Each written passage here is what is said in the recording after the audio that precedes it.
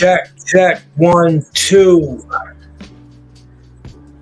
We back, ladies and gentlemen. We are back. I had to take a real long hiatus, but lots of things happened since the last time we was vibing.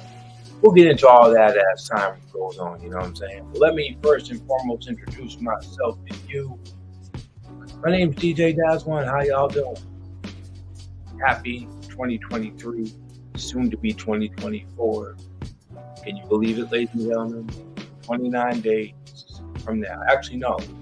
Take that back. 27 days from now. We say goodbye to 2023 and hello to 2024. Love it. Ladies and gentlemen, we are in the off season right now for Rap Sheet Podcast. This is not officially season 4, but we are still here. We have a great guest coming through, and we're going to have a great time. We're going to have another well-known Boston MC joining us. He's also CEO and actor. This man has done many things, and we hope you can enjoy it. Well, we hope you will enjoy it because it's going to be a good. Just wait for him to get on up here, and then we can make things do what it do. All right. In the meantime and in between time, ladies and gentlemen, we hope y'all having a blessed time wherever you're at right now, checking this out. Whether you're checking this out now in real time or checking this out later on, we want to thank y'all for being here. We want to thank y'all for taking the time out to vibe with us whenever you did. And before we bring my guest on, I just gotta say that in my many years of watching videos, seeing live shows, watching documentaries, and everything of that nature, there's only been a few cinematic episodes of great chronicles and great moments that really keep my attention. One was a Straight Outta Compton movie. One was a Beats, Rhymes, and Life documentary. But after watching the May the Lord Watch documentary, man, you want to talk honesty, transparency, grassroots, underground, independent, black men just doing what black men do. This was the documentary that I had been waiting for. So shout out to Fonte, shout out to rapper Big Boo, who's been on the show.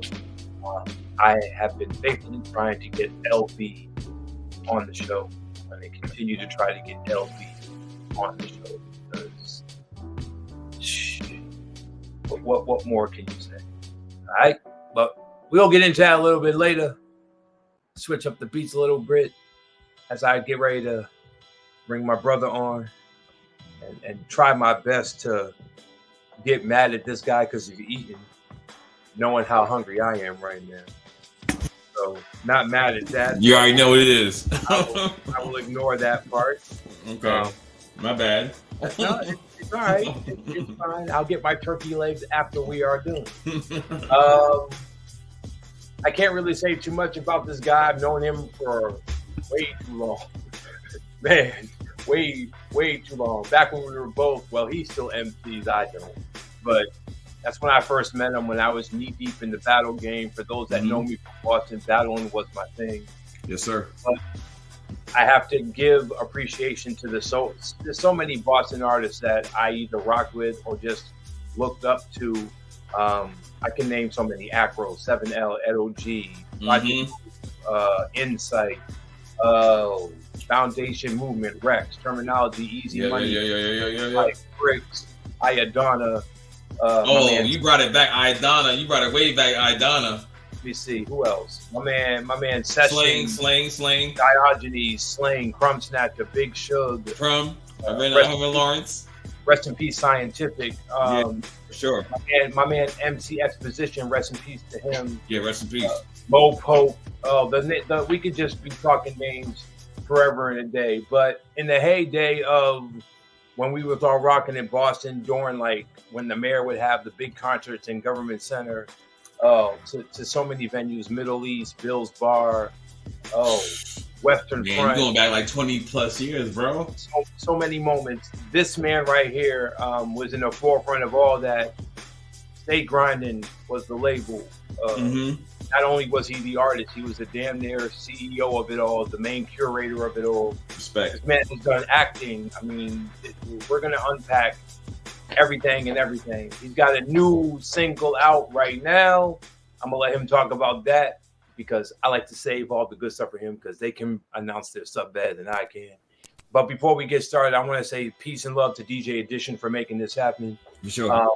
And for being patient with me and making this happen. Ladies and gentlemen, listen up. When you work for the post office, you don't have a life. And to get a day off is a miracle. And the fact that I'm able to get this time off to do this, these people have been patiently waiting, but they didn't get upset. They didn't get upset. They just rolled with it and understood. And I appreciate them doing that because it's holiday season right now. And if you work for the post office, you know what I mean. But nonetheless, this brother right here represents the 617. If memory serves me correct, Dorchester, to be exact. Dorchester and Randolph, Massachusetts, both. All right, well, we will not diss Randolph because Dorchester is me when I would say. Shout to Uplands Corner every day. Ballou Ave, Norfolk. Right, that's right. You already know what it is. But this guy right here is a long-time historian of the game. And since we are celebrating 50 years of hip-hop, I can't think of a better person to vibe with. Appreciate that, brother. Organizer, lyricist, MC, actor, CEO, and a whole other hats that we're going to just unpack. So it is without further ado that I welcome to the Rap Sheet Podcast. Oh, and this is not season 4, ladies and gentlemen. This is just, we're in the off season right now. Season 4 is coming soon, but I wanted to definitely get this time in and give this man his flowers. So ladies and gentlemen, please welcome Dorchester's own Omega Red to the studio, y'all. Here we go. Appreciate it, family. Yes, sir. I always try to do. Hold on, I wish that finished. I always try to do my little sway introduction for every guest that I have. So I definitely had to give you that. So hopefully you enjoyed that, and if not, I'll edit it and make it better. How you doing, sir? Yo, I'm doing good right now, man. You know, I'm in a good space right now. You know what I'm saying? Like, you know, 25 plus years, you know, in the independent game. Also, you know, independent, but also national, you know what I mean? And my journey has been, it's been a journey, man. You know what I'm saying? It's been a journey. The first question I like to ask anyone, because I may know a lot about you, but I don't know everything. So I'd like to start from the very beginning when you were just a young Omega Red. Before all of this, do you remember the first, whether it be video, album, single, or live moment that made you say, whoa, this was dope? This made me want to enter this as enter this career field somewhere down the line. What was the first thing that made you say, yes, hip hop is dope because of this reason? What was that? All right, so I'm sorry. I set the alarm because I took a little nap before I had all good, brother. So my first entry into like doing this was like, so I'm a saxophone player. I'm really a musician. I grew up playing the saxophone in the 3rd grade, right? Wow. So I started playing the saxophone. So back in the early 80s, right? Smooth Operator. You know what I'm saying? But also Reminisce Over You. Smooth Operator. You know what I mean? And Big Daddy Kane and all that. And that's when I started playing those records with the saxophone samples. You know what I'm saying? Verbatim. And then in junior high school, I moved out of Dorchester in junior high school into Randolph, and that's when I started playing the saxophone. And then I was playing the jazz quartet. You know what I'm saying? I would play a jazz band, marching band. So marching band, I played the baritone. Regular band, I played alto, and then in jazz band, I played alto. So I did this show with my jazz band teacher, Lisa Pimentelli.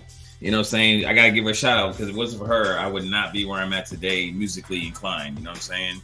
Right. And we did a show at it was called JFK Junior High School in Randolph. And when I rapped, but I also played the saxophone at the same time. And when we left, all the kids, all the junior high kids were like following the bus, wanting my autograph, like following, like chasing the bus. and my Japanese like, oh my God, bro, I never seen the bus. This is my life. So that's when I knew, like I said, I knew I had a gift. You know what I'm saying? And that's it started then. So I had to also get your bio as well, and I was able to just like skim through it real quick. And some of your influences growing up are kind of are similar to mine, but one name stood out, and I'm very glad that you mentioned it. And a lot of people don't give Isaac Hayes his flowers. As a musician, I think he played damn near every instrument that you could possibly play, and then some. And knowing that you said Isaac, and there's a whole bunch of other people, Sam and Dave, Otis Redding, Four Tops, you have a pretty soulful vibe going on. Was that the type of music you wanted to do now, or did you have to, run through the trenches to figure out who Omega Red wanted to be as a lyricist coming up? Because we, don't say your age, but are we? It's okay, man. I wear that like a badge of honor, man. You know what I'm saying? I wear like a badge of honor. So my dad was a very like Motown, like he was old school, like he grew up in South Carolina, but then was raised in Harlem, and he just raised me on like Motown, like Betty White, Delphonics, all that stuff. So I caught all that old school. I was born in '76, so I caught all the old school stuff, but still be part of the new school when like being young, but the birth of hip hop. Disco turned, jazz, funk, all that turned into hip hop. So that's where my origins are from. But I was still part of that new school, though. You know what I mean? Well, I'm still part of the new school, man. Like I know everyone be talking about these new school cats, but they got skills too, man. You just gotta find the right ones, man. You know what I'm saying? And I never wanted to be like, look at it, check this out, right? Mm-hmm. You know how our parents were talking about our music back in the day, and how their parents talking about their music back in the day. Yeah. They was like, same thing, I'll last this and that. It's like I said, I never wanted to be that way, man. I always wanted to be part of like the new evolution. I'm a constant learner of music. I want to evolve with music. Mm-hmm. You know what I'm saying? Apply my skills, still be part of the new school. You know what I'm saying? Bring the new school to the old school, and bring the new school to the old school. Where we're at. You know what I mean? Before we continue on with your musical journey, I want to give you salute and props. Thank you for your service. You were part of the Air Force, is that correct? Yes. So I went in the Air Force right out of high school at 17. I got to see a lot, travel around the world, got to see different cultures and stuff like that. And I had a culture shock. And, what I understood is that here in America, we really don't know what real poverty is. Mm-hmm. You know what I'm saying? We're actually blessed to be here in America. We're still dealing with a lot of stuff, but you know what I'm saying? Like there's real poverty and there's real war going on in different countries as we see it as it's going on right now today. When you see the stuff that's going on now, knowing that you were in it at whatever time you were in it, like does it give you hope that we can still rise above all of this going on? Or of course. Do you feel as a country, as a union, as a movement here in America, we haven't gotten to where we need to get to as far as government and politics and all is concerned? Just speak on how you feel about how things are now in 2023. Do you feel it's gotten better, or do you feel it's been taking a few steps back? And explain either or. Okay, so this is how I see it. Mm-hmm. So you got the United Nations, right? What do? All countries from all over the world come together, try to solve worldly problems. Right. So I try to take that idea and bring it into like smaller communities. Mm-hmm. You know what I'm saying? America is definitely not like how, because in other countries they will overthrow the government. Yeah. They'll chop your heads off. Yeah. You know what I'm saying? They're not doing that here in America because you know why? Because we're all pacified by what? Money, trinkets, all this other things that are going on, the news, all that stuff. They'll throw smoke screens at us. You know what I'm saying? Other countries, they're not seeing that because they're dealing with real poverty, man. Yeah, that's real, man. That's real. Ladies and gentlemen, if you're just now tuning in, or whenever you are tuning in, we are in real time, but we got the one and only Omega Red, Dorchester's finest, Randolph's finest, stay grinding music in the dang building. I didn't ask who your influences were coming up. Who were some of the MCs that you just, or even to this day, some of the MCs that you just grew up listening to that still just knock you over the head whenever you hear, like you see mine right there. I'm a huge PE fan. I'm a huge yeah, for sure. Who are some of your influences growing up? Number one was Big Daddy Kane. I'm gonna be honest with you. Smooth Operators, Big Daddy Kane. A lot of people probably don't know Smooth the Hustler. Oh yeah. Yes. Dr. Trick the Gambler as well. Absolutely. Yeah. And then I went to a show at Dartmouth in who were they? Oh no, it's Smooth the Hustler. Yeah, Smooth the Hustler. This he said to me.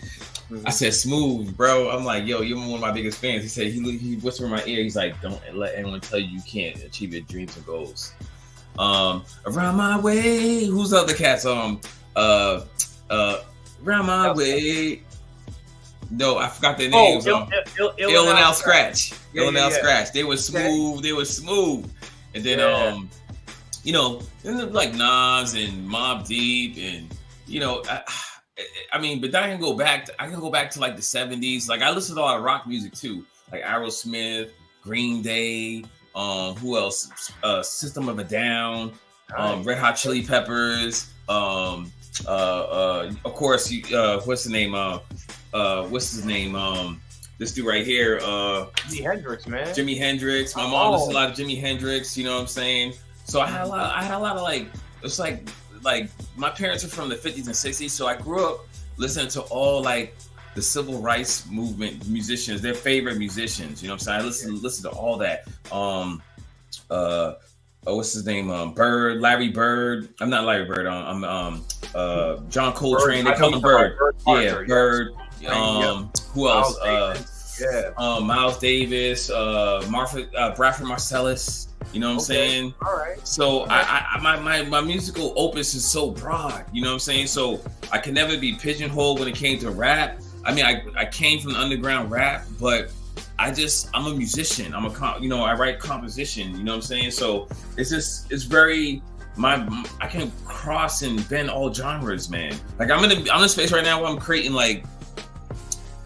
So Aerosmith and Run DMC did it first. They it's called hip. I call it hip rock, but they merged hip hop and rock. Aerosmith was a force. They helped push hip hop into the rock space. Even Fat by Freddy with they did the punk rock stuff. Yeah, they were DJing for like punk rock stuff. You know what I'm saying? Because they both were like kind of like like outcast genres. You know what I'm saying? And what's her name? Blondie. She helped that too. Introduce hip hop into the punk rock. You know what I'm saying? All that stuff. You know what I'm saying? Yeah. So my musical compass is just like so broad, man. You know. That's true. Also, ladies and gentlemen, if you don't know, Aerosmith is a Boston legend. Yeah. So salute to Boston's own Aerosmith, legends in the game. So let's take it to 2008. Your first single, Turn It Around. No, Soul Clap. Soul Clap. Right there, Soul Clap.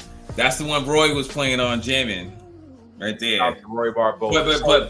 But that was like 2009 when I started going to LA. Shout out to DJ Master Million because he's the one that connected me with DJ what's his name? DJ Sinatra. He was Ray J's DJ at the time, but now he DJs for what's his name? Got dreads. I can't remember his name right now, man. My bad. Yeah. But he DJs for Ty Dolla $igns right now. Okay. Yeah. All right. So 2008, you debut with Soul Clap, and then around this time we had Term, Rex, Easy Money, that whole conglomerate. Easy Money's my man. He's on a mixtape with a D Chubby Chub. Setting it off around the time. So at this time, Boston hip hop is not really getting the you sound like New York thing. I think they got way past that because that was more like the 90s thing. But in the 2K era, you all really stepped out and became diverse with Mo Pope and Still Gold and Dante Schmoot and so many other entertainers that are just out there killing the game right now. Mm-hmm.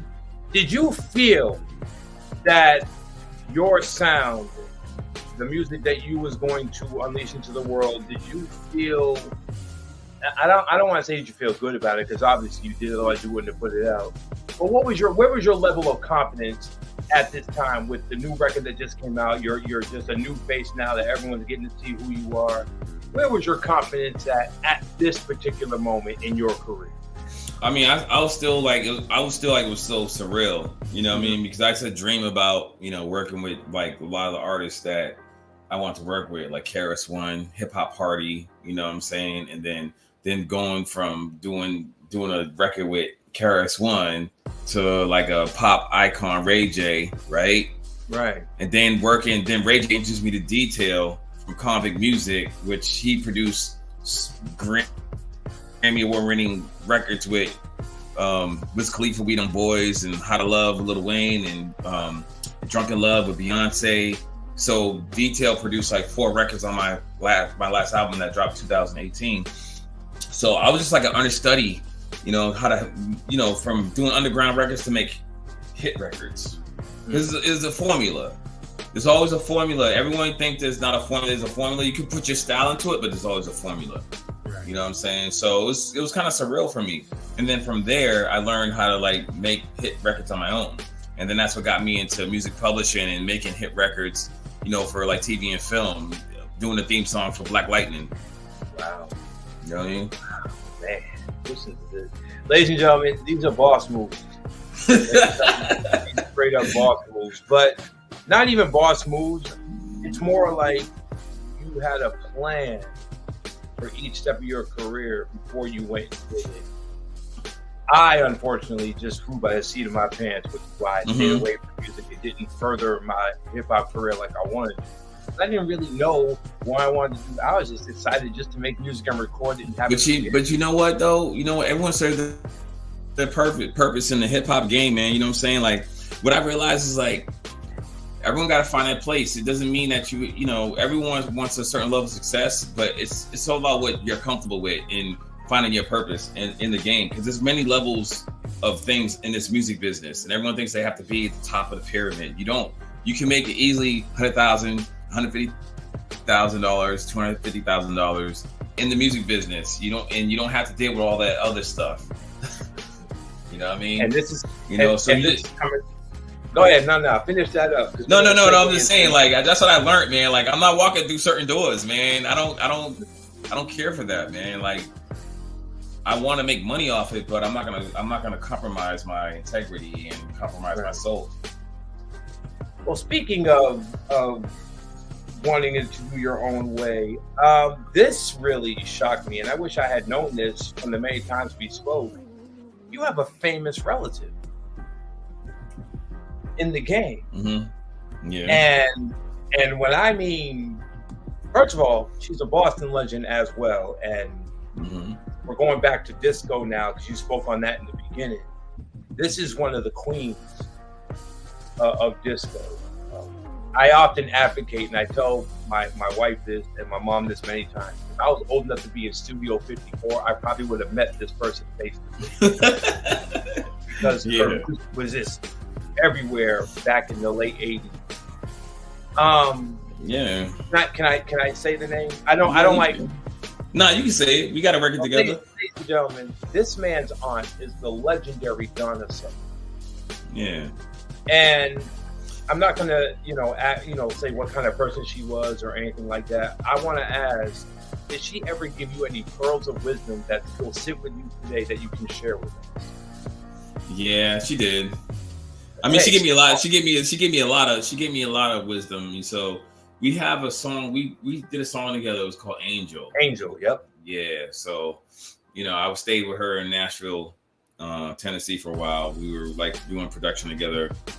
I remixed a song with her and Ziggy Marley. It was called Crayons on our Crayons album, and that got out. And then I was trying to do some other records with her, but she's like, "Nah, Rob, that ain't it." So I went home with my tail tucked between my legs, And then I wrote I did this. I demoed this song with this girl named Mackenzie Dutton from Canada, and she wrote the hook to it. And I said, this is it. And sent her Angel. And then she's like, and then I sent the song to my uncle, her husband Bruce Sedano, and they called me back in 5 minutes and like, yeah, this is it. So as I went to LA and we recorded at the Paramount Studios over there, and she just dropped a lot of gems on me, man. You know what I'm saying? And she just said, when you have a record that's undeniable, no one can deny it. Like, she's like, when you have undeniable music, no one can deny it. And that was one of her biggest gems for me. You know what I'm saying? And she just said, always write stories. You know what I'm saying? When you do your music, let it be a story. You know? Ladies and gentlemen, if you just now tuned in, we got the one and only Omega Red here. This is someone who I have seen on stage to stage. And I've never really got a chance to tell you this because, you know, we don't speak as much, obviously, because I'm not there anymore. I'm in Kansas City now. But your evolution has always changed every time that I have seen you. But one question I never got to ask, because I've interviewed you several times, I'm always curious to know how every MC writes or composes their music differently. You as a producer, you probably produce a lot of your own stuff, but you do work with people outside of your camp. So when you're working outside of the people within Stay Grimy, you get the track and then write right away, you take it home, or do you already have stuff in your head that's going to go with beats while you're listening to them? What is your writing style like? Share that with the people. Okay, so before, when I was younger, I used to write things on paper. Once I started getting around the hit makers, I stopped writing things on paper because I was like, we record records in like 5-10 minutes. You know what I'm saying? And my aunt did the same thing too, which I didn't realize. And it's really about the spiritual energy of the beat, the vibration of it. So I just did a song with 88 Keys like maybe a year ago, called Home Sweet Home. And as soon as I met 88 Keys in Jersey, and he kept playing me beats. I'm like, that ain't it. And then I heard that one beat. I'm like, that's it. And then, boom, it just hit me like divine intervention. So that's how I write now. I don't write like I'll take 8 months, 9 months, 10 months with beats, man. I'm not rushing anything anymore. I can't do it, man, because when you do that, it's not right, man. I let it come to me, man. I let God talk through me, through the beats and the vibrations. Amen and amen. I must also give you huge props because myself, when I wrote, I didn't really rely on cursing. And I've noticed that it's been a constant trend with me. Even brushing up, just listening to the music, some of your music in the last couple of days. Granted, I had to go on YouTube to listen to it because I was working and I didn't have time to, just run through the crazy stuff that I may have. But just listening to it, I'm like, man, it's refreshing to hear someone around the same age as me resort to using actual content without cursing. And that's not to judge anyone that does. Do what you feel is right. Everyone is their own individual artist and their own worst critic. But it's refreshing to me coming from an era where music had integrity. Like, we grew up with the Isaacs and the Princes and the Donny Hathaways and the Stevies. And then in hip hop, we grew up with the De La, the Jazzy Jeffs, the Fresh Princes, the Outkast, the X-Clans, the PEs, the Tribes, where those artists got their point across, but didn't have to go the NWA route. And I'm not saying that NWA was dope, because Straight Outta Compton is a masterpiece to me. They served the purpose, though. They served the purpose with that, exactly. Yeah, Five had a different purpose. Roots had a different purpose. Digable Plans. I just really applaud you for being an MC that really relies on actual wordplay without having to resort to the curses and the putting down of women as well. You make your joints. Well, I got some records. No. There's some, but it's not like. But it's from my experience, though. Those are from my real experiences. But when I'm trying to teach, when I'm like, my main goal is to teach. You know what I'm saying? To educate and enlighten. But we all have experiences, right? We all had our experiences doing what we do. Yeah. We could be here for a whole long time. Yeah, we got into all that, but we are not going to do all of that. Yeah, for sure. My wife's down for this. She don't need to hear how I work. But my main goal is to send a message and enlighten my people. You know what I'm saying? You know what I mean? That's the main goal. Got to put a little something here for this, here, a little spike, something here, something here. You know what I mean? But my main objective is to enlighten my people, educate my people. So let's fast forward now to the acting side of things. When did you start to take acting very seriously, and what was the main goal in? I won't say, leaving the music game to do this, but adding this to the long list of hats you already wear. I'm telling you right now, that just came like out of nowhere. Jay Tronius. Remember Jay Tronius? Yes, I do. So he's like, yo, Red, you try out for, Shutter Island, you know what I'm saying? And I was like, all right, cool, and, I just tried out and they put me on a set for like 2 weeks. I was like a principal extra. I wasn't like, I didn't have no speaking role and like that, but I was in the same scene with Leonardo and Mark Ruffalo. So that was my first thing. You know what I'm saying? Prior to that, I did this other thing called Roy Rage, and it was from a Boston production team called Wicked Pista. Yeah, you know what I'm saying? And then from there, I had a decent scene with Devin the Dude and Lil Duval in Highway 420. That was the Lionsgate film directed by Hollywood. I can't remember his first name. I'm so bad with that. But I mean, I just dibble and dabble it in a little bit, you know what I'm saying? But then I got other things. I was in the Reels film with it was called Autopsy with my aunt and stuff like that. So I mean, I dibble and dabble a little bit, and then I did some stuff out here in Buffalo with I did a series called what was it called? It was called The Daviosos. So I mean, I'm still getting into the acting, man. I'm not really like there. I'm there, but I'm not there yet. But I'm getting slowly into it, and I think that's my next evolution of just getting into TV and film, and also being an author as well. There is nothing wrong with doing that. Some of the greats have done it. I mean, I think Will Smith is the first person that comes to mind. I think he's still one of the dopest MCs that I think never really will get his flowers. I still go on and say he's the DJ, I'm the rapper is probably one of the greatest albums ever.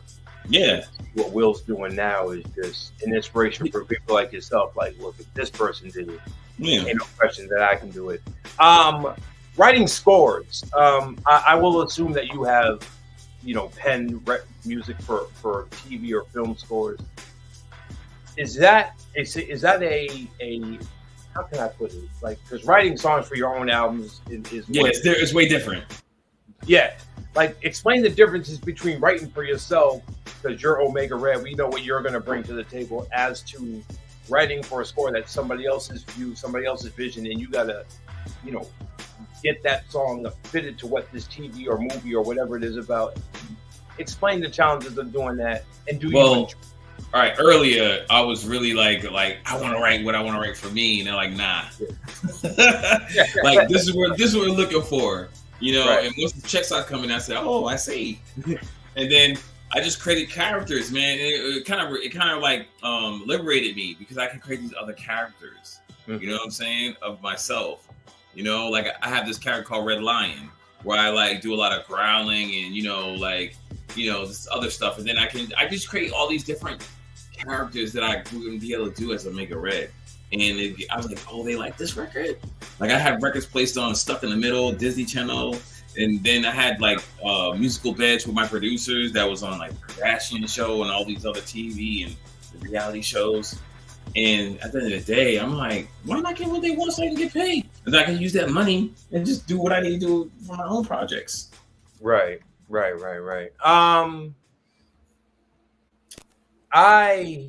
Oh boy, how can I I'm trying, like, this is the sad part, because I had a whole bunch of stuff written down. I forgot to grab it before we came in here, and that's my fault. So I'm just really going off the cuff, but hey, we freestyle. This is what we do.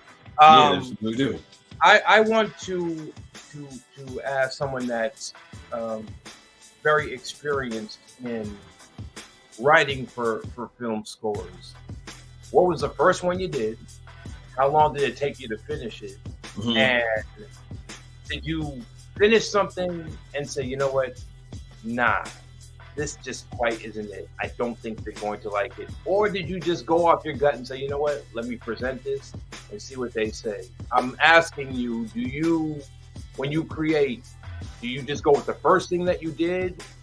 Or do you just say, let me put this on a shelf, re-record it, try little things different, and then play both for people and see which one they like? Do you do that sort of thing? Or do you just say, you know what, the first one was it, I feel it, we're going to run with it, this is what we do? I'm going to be honest with you, it's always the first thing, and it's the most corniest thing that I wrote, that I think is corny, and they pick it up like that. Wow. Have you ever recorded something or wrote something in your head and everyone else said it was ill or it was good, but you were just like, nah, there's just something missing? It's always like that with me, man. There's always something missing, man. But everyone, like, you gotta put out to the masses. Yeah. Everyone likes everything different from what I do, man, and I'm glad because of that, because it just gives me money from all different places. You know what I'm saying? I can't be pigeonholed, man. So it's like I listen to the music and I'm like, and I just say what's on my mind at that time, and I just get the microphone and I just freestyle it. You know what I mean? I'll remember it, freestyle it, and then I put it together piece by piece by piece by piece. And what I realized is that you just got to go with your gut instincts when it comes to those type of records. Whatever you're feeling, just put it out. And I try to make it simplistic as possible, because simplicity, my dad always told me simplicity is the best. You know what I'm saying? Chanting, call and response. You know, I do a lot of stuff for like stadium music, sports, like never giving up, you know, always like believing in yourself. And I found those records to be the most lucrative records, man, that get placed on TV and film. Amen and amen and amen. Ladies and gentlemen, first of all of that is true. As a former artist, I'm loving what you're saying right now. I can relate, and hopefully there's a bunch of other people out there that are hearing this and be like, you know what? I'm right where he is all day, every day. DJ Edition and I have a great relationship, and we've always seen eye to eye with the local scene. So when he sent me the newness, and he was like, man, this is Omega Red's new stuff. Please play it whenever you can. I'm like, well, first of all, sir, I'm not on radio anymore, but I know people who are. I'll send it to them.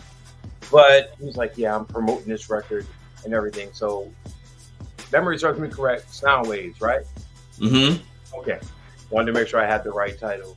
I was listening to it in my car. I mean, no, I'm sorry. Not Sound Waves. Sound the Horns. Sorry. Sound the Horns. Yeah. There we go. It's okay. Here we go. I'm old. I'm 49. It's all good, bro. I'm rich. Listen, I'm right behind you. But Sound the Horns, I was listening to it on the way home, and it just gave me Griselda vibes, beat-wise. And it was, again, like I said earlier, you've always seemed to redesign yourself. You're always coming with something new. There was a time when you was Big Daddy Kane, flamboyant. Yeah, you know. And then there was a time when you got your conscience on, like you were a Royce to 5'9" or something. Mm-hmm. Now I'm just hearing grassroots boom bap. Yeah, back to my roots, baby. And you said you're in Buffalo right now? Is that what you said? I live in Buffalo. I've been in Buffalo for 15 years, man. What's wrong with Bill's Mafia, man? Why are they messing? Listen, man. Let me tell you. I tell anyone. Oh, listen. I know. Listen. If you never went to a tail, I've been to it. They tailgate like no other sports team, bro. They rep their city, and that's the similarities that I feel like they have with Boston. Like they rep their city, bro. You know what I'm saying? So I've been out 15 years now. I built a company out here. I'm on 5 board of directors. You know what I'm saying? I built a huge community out here. If they wear their distrust on their sleeves, but once they know you real, they rock with you, bro. You know what I'm saying? So, you know, I love Buffalo, man. I'm out here, bro. I'm out here. You could have went anywhere in New York City. Why Buffalo? Well, I moved up here from Brooklyn. You know what I'm saying? Okay. So, you know, my ex-wife is from around this area. So when I started to come out this area, I started to see like socioeconomics, man. Like, yo, it was mad. Like the property you could own, mad stuff out here, man. My money goes way long out here, bro. You know what I'm saying? Living in high income areas all my life, I came out here and I was like, yo, this is something out here. And I also want to give my gifts to my talents. You know what I'm saying? Because Buffalo is a great city, but it's a very impoverished city, and like a lot of people don't think that they can make it or whatever, this and that. So I just wanted to give my talents to show them, like, yo, you can do this, you can do that. So you can be multifaceted. You can do all these things. So I've been here 15 years, like pushing the culture forward. You know what I'm saying? And some people resisted, some people didn't. The ones who didn't resist, that meant they flourish. You know what I'm saying? So, but Buffalo's a real city, man. It's a real street city, man. Like, they don't play out here, bro. You know what I'm saying? They don't play. That's real, man. That is definitely real. Salute to Manny the Butcher, Conway the Machine. Mm-hmm. So, aside from Griselda, since you've been out there for so long, who is out there right now that you can speak on, whether you're working with them or not, that we should keep an eye out on? We're going to talk about Sound the Horns and get into the newness, but okay, cool. Who's out there representing Buffalo, New York right now that we should be paying attention to aside from Griselda? All right, so I worked with a lot of artists out here, man. Like, I worked with a lot of artists, man. Produced a lot of stuff. Worked with a lot of collaborations with a lot of artists. But the one you need to watch out is Ponzo Houdini. That's my man. That's my man right there. That's my man. That's my dog. So I met him through Kid Cole. Kid Cole produced a lot of records for DMX and Ashanti. So I met him at Kid Cole studio. You know what I mean? Okay. And Ponzo, he lives in Atlanta right now, but that's the one you need to watch out for, man. He's been independent all the time. He came to Boston, opened up for Rick Ross. You know what I'm saying? That's my dude. Watch out for Ponzo Houdini. So what is it about Ponzo Houdini that just makes you react the way that you react right now? Because he's also a musician. He's a businessman. He understands business. Okay. He owns multiple businesses. You know what I'm saying? So when I met him, I was starting my business. He had his thing going on. And like he was on America. He was on America's Most Wanted for the feds and all that stuff. But he turned his life around and turned around for the positive. You know what I'm saying? So that's why I respect Ponzo Houdini. You know what I'm saying? And I gave him plugs, and he just ran to the plugs, and he started boom, boom, boom, boom.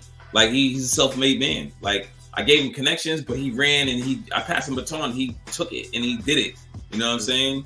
So I respect that. Shout out to turning your life around. So America's Most Wanted, man. Man. Now you talking about me going back. That's going back. That show right there. That's going back. But salute to him. I'm definitely gonna have to really tap in and take a look at what he's doing and maybe get him on here somewhere down the line. Yeah, he grew up in the Jefferson Projects, man. One of the toughest projects in Buffalo, man. Like, he's self-made. You know what I mean? So, self-made too now, brother. No, facts. But you actually involved with the cats in Buffalo, so I'm telling you. You know what I'm saying? So and the reason why I say that, because I gave him advice and he took the advice.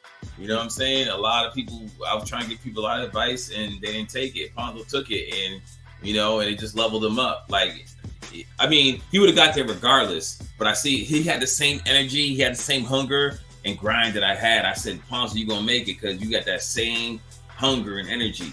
You know what I'm saying? And you watch, just look him up. You'll see. I will definitely look him up. So we are now in 2023, about to be 2024. You got Sound the Horns out right now. What is the future for Omega Red looking like? Album on the way, like what can we expect from you in 2024 and beyond? So I'm gonna be I don't know if I'm gonna drop it next year or a year, I don't know, but it's gonna be the Red Tape Volume 4. So Red Tape Volume 3 was hosted by DA Chubby Chub, but I'm just gonna do an album. So it's gonna be the Red Tape Volume 4, and I'm gonna have like high level production on it. I'm working with the Dope Boys out of Greece. And the next single I'm gonna drop next quarter is gonna be called Higher, and that's with my man Sylah from New Bedford. I don't know if he just did a record with him, Special 38 Special and Suspected Deck. We're doing an EP together, so we're also doing an EP together, and then I'm also doing an EP with Chucky Campbell. That's the one that's on the record on the Sound the Horn records. Wow. Let me ask you. I know you have toured in the U.S. and out of the U.S. I remember asking Speech of Arrested Development this question. The type of hip hop we do really doesn't cater to American audiences as well as it should. Why that is, we'll never know. But we know why. We know why. Well, we do know why. But then, even if we say we know why, sometimes we really don't. But let's just say a group like De La Soul, as impactful and as groundbreaking as they were, got more love when they went outside of the U.S. as they did here. It took Trugoy and them getting their masters to finally get some love here on American soil. As an artist of your stature, very independent, very grassroots, do you get more love in America, even in Boston? And I've seen that aspect of it. We won't talk about how hateful Boston is. We'll just leave that one right there. But do you find yourself getting more love and appreciation outside of America, or do you feel it's equal or even more love when you're in America? Speak on the differences for those that speak on that real quick. Okay, so I just didn't do Boston. I toured New England. You know what I'm saying? New Hampshire, Rhode Island, Maine, Vermont. You know what I'm saying? So that's why, you know, I would call myself the king of New England, because I just toured the whole New England. When I started getting that hate in Boston, I said, okay, I'm gonna take it to Connecticut. I'm gonna take it to Vermont. I'm gonna take all these other places. So I feel like I still get a lot of love. You know, I go back home all the time. I get love. You know what I'm saying? But I also get love everywhere else. My first royalty checks was coming from South Africa. You know what I'm saying? So I don't know, man. I just think it's about how you want the artists. They just gotta understand, man. They gotta just reach out to every culture, man. They can't just like stay in one culture. You know what I mean? And me being an Air Force veteran and traveling and seeing things, I just understood culture. And my rhymes, my music is just, I try to make my music just worldly. You know what I'm saying? I don't try to pigeonhole myself. I cross genres. You know, the white boys, they love my rock music with rap. You know what I'm saying? Pistol. I don't know if you heard Pistol. You heard the Pistol? Yeah. Oh, yeah. You feel me? That has Jimi Hendrix. It invokes Jimi Hendrix spirit. You know what I'm saying? And they'll bring the white boys. You know what I'm saying? Like, oh, pow, pow, like a pistol. You know what I'm saying? That beat, bro. Man. Yeah. So it's just, I just try to make music for everybody, man. For everyone around the world, man. And I'm not gonna compromise that anymore for anybody, man. Like when I was doing the underground, right? Just do this underground. I'm a musician, bro. Yeah. I'm a musician. Like I can read music and write music, and you know what I'm saying. Like why should I like just do one type of style? Like you know what I'm saying. Right. But I know why they were saying that, because they couldn't do it. Yeah. You know what I'm saying? I can. So now I'm just like, nah, man. And that's what you have to do. Like, be true to yourself in your art form and be a constant learner of music. Evolve. That's real, brother. That's real. So, Sound the Horns is out. New album on the horizon sometime in the new year. Is there anything else that you can talk about now that we should know about? Just look out for Higher, man. That record's crazy. It's produced by Panic from Brooklyn. You know what I'm saying? My Yachty boy over in Utica. You know what I'm saying? And that record is crazy. It's like a hip hop record, but it's a club record. It got that knock, and it's a crazy record, man. Like when y'all hear it, it's gonna blow y'all mind, man. It's with me and Psylocke from New Bedford, Massachusetts. Look forward to that. I know Audition will give me a copy of that when it's time to. So I'll definitely do that. When you look back at everything that you've done, and you've been doing it for decades now, where you know, feeling real content with everything that you've released. But when you look back at everything, not saying that you're done, because I know you got a long way to go. Are you happy with what you've done? Obviously, we know you're happy. What I mean by happy is, do you feel that you've given the best you to the masses? And if so, not great. Yet. Not yet. I was about to say, if not, what more do you feel you need to do? And I'm not saying like release that, because you're your own boss. You feel is correct. You don't have to run to get a DJ Premier beat or a P-Rock beat. Not to say that you would turn that down. Yeah. But you're at a space right now where you be like, you know what? I know people that can do the same stuff they can do, for less money and still make it bang. Yeah, Go ahead. So you know, me being as a musician, like I know a lot of musicians that are on radio and they're touring around the world. Yeah. You know what I'm saying? So it's just it's all about where you want to be at and what type of notoriety you're trying to get. Like where you want to be in this pyramid of the music industry, right? You want to be here, you want to be here, or you want to be here, you know. So it's, to me, if you can live off your music, you're in a good place. Yeah. Absolutely. It's all about what doors you're willing to walk in. And my story's not done yet, man. It's not done, man. I just pivoted, created businesses. I didn't want to have any more investors. I had investors early in my career, put $1 million, $2 million in my career. The money wasn't the right money, you know what I'm saying? And, you know, it's really about, man, your integrity, man, and not compromising your soul. You know what I'm saying? That's what it comes, at the end of the day, it comes because we see and we hear what's going on now. In the music industry, right? Yeah. So it's really about what level you want to be at. You know what I'm saying? You can live off of music, man, comfortably. It's really about your ego and what type of fan base you want to have. You know what I'm saying? You want a core fan base, or you want a fan base that's gonna just be flighty. You know? Yeah. That's real. That's real. Okay, so hearing you talk, hearing you say all this, and the way you just broke it all down, you are very similar to J. Cole, who's someone I thoroughly have the utmost respect for. The fact that he just did it his way through the mixtape vibe, got his own company, and really don't need nobody for nothing. He can just do it all himself. I really viewing him on a similar path, and that is what I thoroughly respect more than anything, because at the end of the day, hip-hop is about freedom of expression. It's about being strong in your own stance to do the music that you maybe was influenced by, and then taking it to a newer level, all the while staying within your brand, within your niche, and with who you are. And the respect I have for you, why did he just disappear? Really? He just disappeared. Well, you know what, Omega Red? The respect I have for you is magnified by this. And so I want to thank you for just being that person. And now he's back, so he gets to hear me saying it. The respect I have for you now after this interview and seeing everything that you've done over the years just went like this. It was already there, but now to hear this side of you, hear the things that I never really get to hear, that we never shared, it's just utterly amazing. And you and I have someone in common, that person that's right behind you, Muhammad Ali. Ali, baby. This man, if you're listening right now, Muhammad Ali, I go on record saying he's my favorite boxer. And I say that because of not what he did in the ring, but it's what he did outside of the ring. Most historically, the part where he was just like his refusal to fight in the war. It was simple, but it was powerful. He's like, I'm not going to go and kill people that ain't did nothing to me.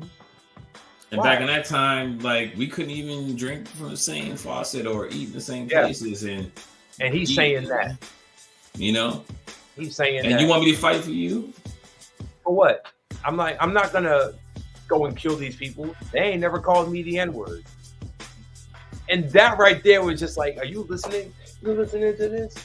Here's a man that had no education whatsoever, believed in him to be the best boxer in the world, and he became that.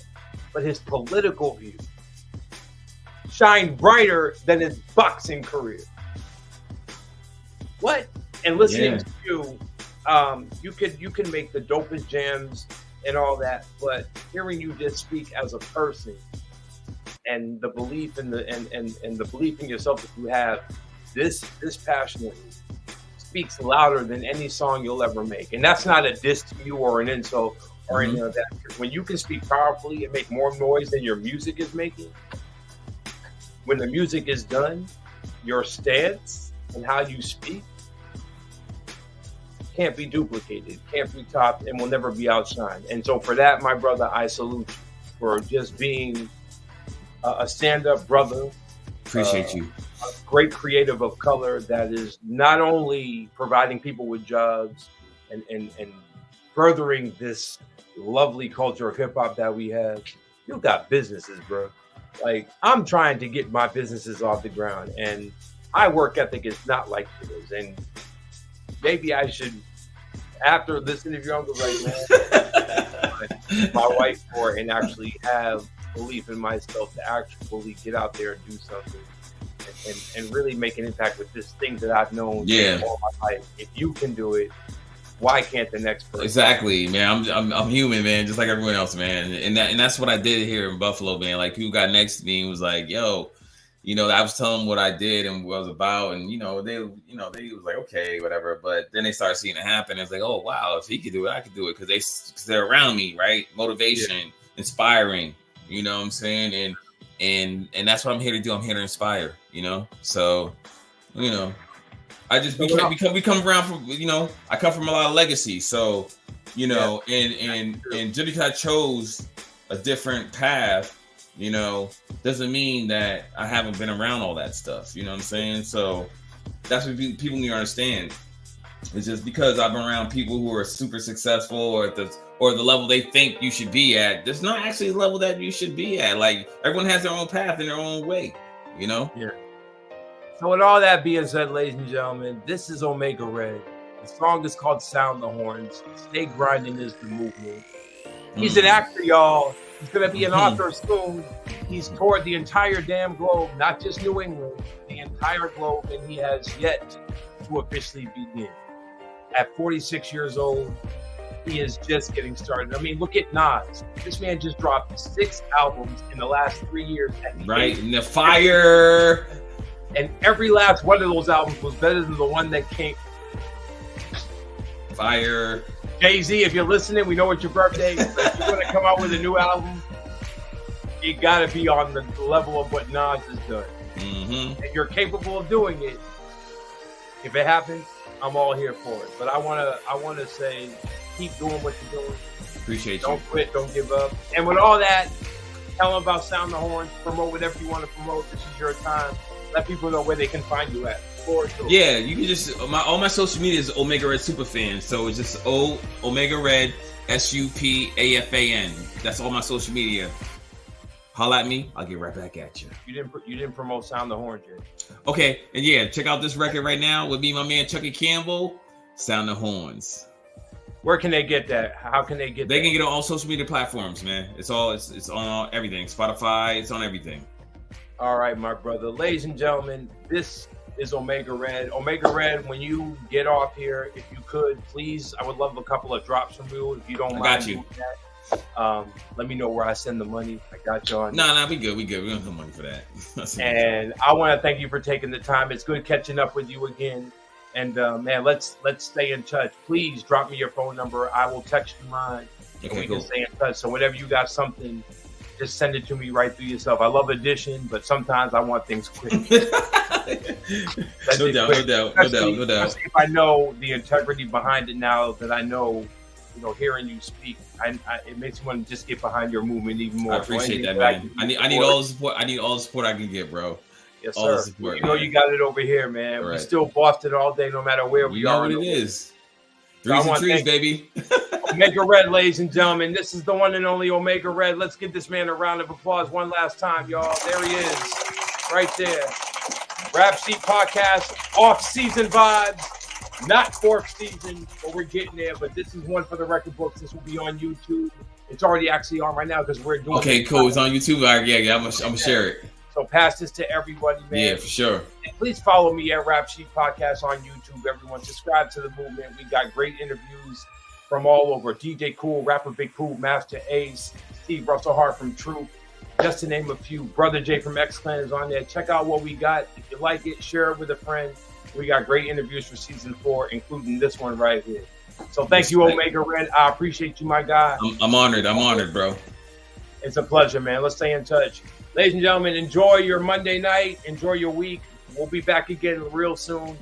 I don't know the date, but sometime this week we're gonna have Ed OG up on here. So my dog, you my dog. Yeah. You gotta play our joint, man. Fall Back. You know I got a joint with him, right?